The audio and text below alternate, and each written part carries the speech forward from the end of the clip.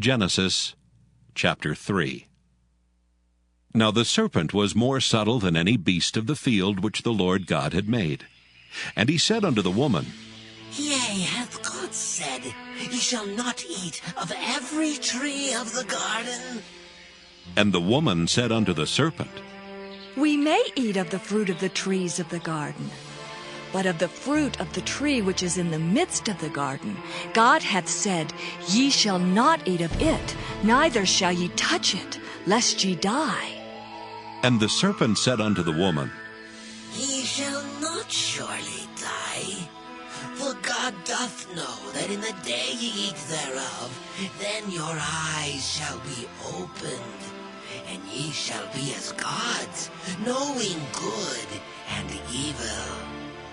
And when the woman saw that the tree was good for food, and that it was pleasant to the eyes, and a tree to be desired to make one wise, she took of the fruit thereof, and did eat, and gave also unto her husband with her, and he did eat. And the eyes of them both were opened, and they knew that they were naked. And they sewed fig leaves together, and made themselves aprons. And they heard the voice of the Lord God walking in the garden in the cool of the day. And Adam and his wife hid themselves from the presence of the Lord God amongst the trees of the garden. And the Lord God called unto Adam, and said unto him, Where art thou? And he said, I heard thy voice in the garden, and I was afraid because I was naked, and I hid myself. And he said, Who told thee that thou wast naked? Hast thou eaten of the tree whereof I commanded thee that thou shouldest not eat? And the man said, The woman whom thou gavest to be with me, she gave me of the tree, and I did eat.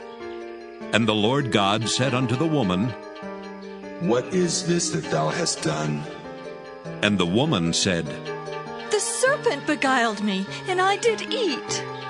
And the Lord God said unto the serpent, Because thou hast done this, thou art cursed above all cattle, and above every beast of the field. Upon thy belly shalt thou go, and dust shalt thou eat all the days of thy life. And I will put enmity between thee and the woman, and between thy seed and her seed. It shall bruise thy head, and thou shalt bruise his heel. Unto the woman he said, I will greatly multiply thy sorrow and thy conception. In sorrow thou shalt bring forth children, and thy desire shall be to thy husband, and he shall rule over thee. And unto Adam he said, Because thou hast hearkened unto the voice of thy wife, and hast eaten of the tree of which I commanded thee, saying, Thou shalt not eat of it. Cursed is the ground for thy sake. In sorrow shalt thou eat of it all the days of thy life. Thorns also and thistles shall it bring forth to thee, and thou shalt eat the herb of the field. In the sweat of thy face shalt thou eat bread till thou return unto the ground. For out of it wast thou taken. For dust thou art, and unto dust shalt thou return. And Adam called his wife's name Eve, because she was the mother of all living. Unto Adam also and to his wife did the Lord God make coats of skins, and clothed them. And the Lord God said, Behold, the man is become as one of us, to know good and evil. And now, lest he put forth his hand, and take also of the tree of life, and eat, and live forever.